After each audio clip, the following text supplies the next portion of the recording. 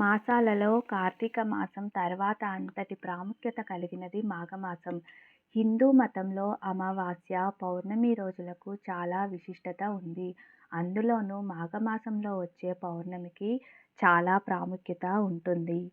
మాఘమాసంలో వచ్చే పౌర్ణమిని మాఘ పౌర్ణమి అని పిలుస్తారు. ఈ రోజున శ్రీ మహావిష్ణువును పూజించడం ఆచారం. దీనివల్ల తరతరాలకు తరగని ఐశ్వర్యం సొంతం అవుతుంది అని భక్తుల విశ్వాసం. అదేవిధంగా రోజూ చేసే పూజలు ఒక ఎత్తు అయితే మాఘమాసంలో వచ్చే పౌర్ణమి రోజున చేసే పూజలు మరో ఎత్తు. అంటే ఈ సంవత్సరం మాఘ పౌర్ణమి ఎప్పుడు వచ్చింది, ఏ రోజున పూజ ఎలా చేయాలో తెలుసుకుందాం. అలాగే ఏ పరిహారాలు పాటించాలి అనే విషయాల గురించి ఇప్పుడు ఈ వీడియోలో అయితే తెలియజేస్తాను. వీడియోను స్కిప్ చేయకుండా చివరి వరకు అయితే చూసే ప్రయత్నం చేయండి. అయితే హిందూ క్యాలెండర్ ప్రకారం ఫిబ్రవరి 23వ తేదీ మధ్యాహ్నం 3:33 నుంచి పౌర్ణమి తిథి ప్రారంభం అవుతుంది. అలాగే మరుసటి రోజు అనగా ఫిబ్రవరి 24వ తేదీ సాయంత్రం 5:59 వరకు ఈ పౌర్ణమి తిథి ఉంటుంది. కాబట్టి ఈ ఫిబ్రవరి 24వ తేదీన మాఘ పౌర్ణమిని జరుపుకోవాలి. ఈ సమయంలో చేసే పూజకు చాలా శక్తి ఉంటుంది. ఈ మాఘ పౌర్ణమి రోజు ఉదయాన్నే నదీ స్నానాలు చేస్తారు కాబట్టి ఉదయం ఉన్న తిథిని చూసుకుంటాం.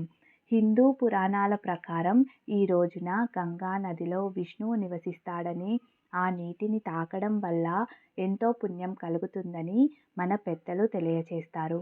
అంతేకాకుండా ఈ రోజున మీరు చేసే పూజ వల్ల మీ కోరికలు ఖచ్చితంగా నెరవేరుతాయని కూడా చెబుతారు. మాఘ పౌర్ణమి రోజున దేవతలు అందరూ మానవ రూపంలో భూమిపైకి వస్తారట. మాఘ పౌర్ణమి రోజున సమస్త దేవతలు అందరూ గంగానదిలో స్నానం చేసి శ్రీ మహావిష్ణువును పూజిస్తారు అని మన పెద్దలు చెబుతారు. కాబట్టి మనం చేస్తున్న పాపాల నుంచి విముక్తి పొందాలి అంటే మాఘ పౌర్ణమి రోజున ఏదైనా నదిలో స్నానం చేస్తే పాపాలు అన్నీ వినాశనం అయ్యి స్వర్గలోక ప్రాప్తి కలుగుతుంది. అలాగే మాఘ పౌర్ణమి రోజున చేసే పూజ వల్ల మీకు రెట్టింపు పుణ్యఫలం దక్కుతుంది. పవిత్రమైన ఈ పౌర్ణమి రోజున ఉదయాన్నే నిద్రలేచి ఇంటిని శుభ్రం చేసుకొని ఇంటి ముందు ముగ్గు పెట్టిన తర్వాత నదిలో స్నానం చేయాలి. నదుల్లో స్నానం చేసే అవకాశం లేకపోతే గంగా జలాన్ని మీకు అందుబాటులో ఇంటిలోనే నీటిలోని బకెట్లో కలుపుకొని స్నానం చేయండి.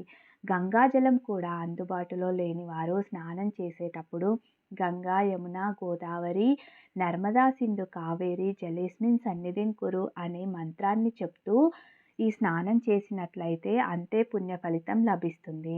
స్నానం చేసిన తర్వాత ఇంట్లో పసుపు నీళ్లు చల్లుకోవాలి. ఇలా చేయడం వల్ల ఇంట్లో ఉన్న నెగిటివ్ ఎనర్జీ అంతా తొలగిపోతుంది. తర్వాత స్త్రీలు పాపెట్లో కుంకుమ బొట్టు పెట్టుకొని కాళ్ళకు పసుపు రాసుకొని ఇంట్లో యథావిధిగా పూజను అయితే చేసుకోవాలి. అయితే ముందుగా దేవుని పటాలను శుభ్రంగా తుడిచి గంధం రాసి కుంకుమ బొట్లు పెట్టిన తర్వాత గన్నేరు పూలతో కానీ చామంతి పూలతో కానీ దేవుని పటాలను అలంకరించాలి. అయితే ఎరుపు రంగు పుష్పాలు దేవుడికి ఈ మాసంలో ఇష్టం కాబట్టి ఈ పుష్పాలను ఉపయోగించాలి.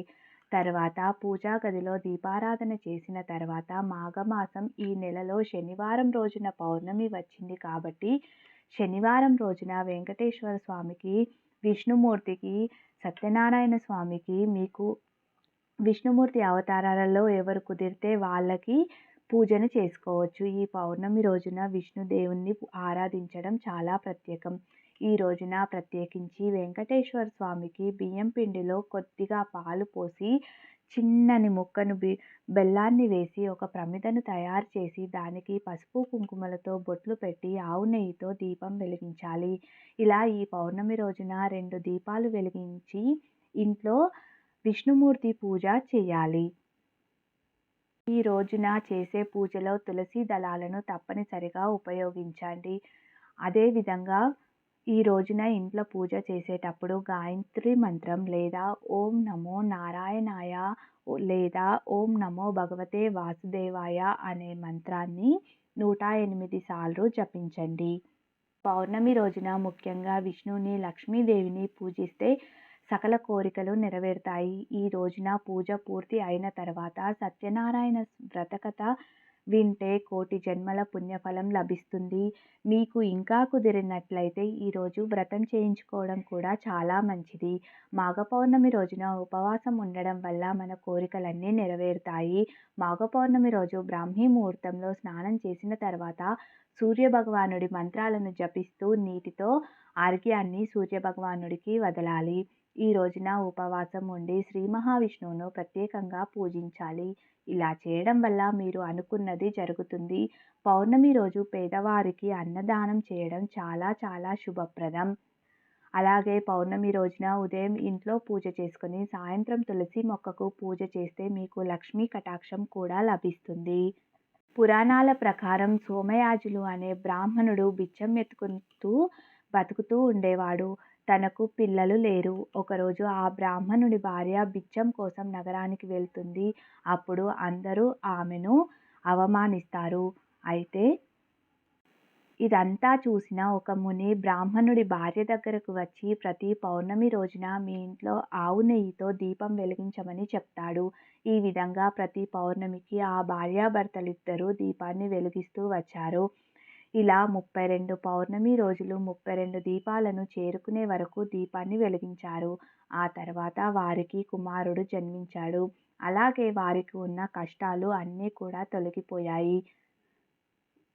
అప్పటి నుంచి పౌర్ణమి రోజున ఎవరైతే ఉపవాసం ఉంటారో వారికి బాధల నుంచి ఉపశమనం దక్కడమే కాకుండా తరతరాలకు తరగని ఐశ్వర్యం, అలాగే కోరిన కోరికలన్నీ నెరవేరుతాయని పండితులు ఈ కథ ద్వారా అయితే తెలియచేస్తారు. మాఘ పౌర్ణమి రోజు చేసే దానాల వల్ల స్వర్గలోక ప్రాప్తి కలుగుతుంది.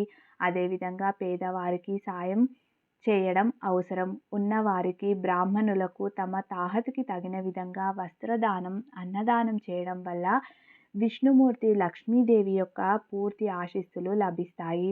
ఈ రోజున చేసే ఏ చిన్న దానం అయినా కోటి రెట్ల పుణ్య ఫలితంని ఇస్తుంది. అలాగే ఈరోజు చేసే దాన ధర్మాల వల్ల సకల దేవతల అనుగ్రహం కూడా ఖచ్చితంగా లభిస్తుంది. శని ప్రభావం ఉన్నవాళ్ళు ఈరోజు చెప్పులు దానం చేస్తే జాతకంలో ఉన్న శని దోషాలు అన్నీ తొలగిపోతాయి. కుజదోషం ఉన్నవాళ్ళు ఎరుపు రంగు వస్త్రాలు దానం చేస్తే మంచిది. అదేవిధంగా రాహు కేతు దోషాలు ఉన్నవాళ్ళు తేనె, ఖర్జూరాలు దానం ఇవ్వాలి. ఈ రోజున ఆకలితో ఉన్న పేదవారికి అన్నదానం చేస్తే విష్ణుమూర్తి అనుగ్రహంతో మీకు సిరి సంపదలు అయితే తప్పకుండా లభిస్తాయి. మాఘమాసంలో వచ్చే ఈ పౌర్ణమి రోజు పవిత్ర గంగా నదిలో స్నానం ఆచరించడం వల్ల ఎంతో పుణ్యం దక్కుతుందని మన పెద్దలు అయితే విశ్వసిస్తారు.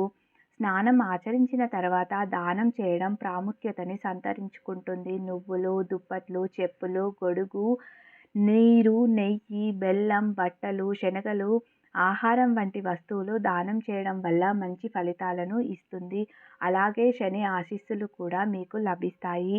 వచ్చేది ఎండాకాలం కాబట్టి చల్లని మజ్జిగ, నీటిని దానం చేయడం అనేది చాలా చాలా మంచిది. అదేవిధంగా నిండు కుండ, నీటితో నిండుకున్నది ఇవ్వడం కూడా చాలా మంచిది. గోధుమలు దానం చేయడం ఎంతో మంచిదని మరియు ప్రత్యేక ప్రాముఖ్యత ఉంటుందని హిందూ గ్రంథాలలో పేర్కొన్నారు. చంద్రుడికి ఆర్ఘ్యం సమర్పించడం వల్ల రాత్రి సమయంలో ఇది బాధల నుంచి విముక్తి కలిగి మనసుకు ప్రశాంతత అనేది లభిస్తుంది. వీడియో కనుక మీకు నచ్చినట్లయితే వెంటనే లైక్ చేసి మీ ఫ్రెండ్స్కి, ఫ్యామిలీ మెంబర్స్కి షేర్ చేయండి. అలాగే నా యొక్క కొత్త వీడియోస్ మీకు వెంటనే చేరాలంటే మా ఛానల్ని సబ్స్క్రైబ్ చేసుకొని బెల్ ఐకాన్ని యాక్టివేట్ చేసుకోండి. Thank you. మరొక వీడియోతో మళ్ళీ కలుద్దాం. నమస్తే.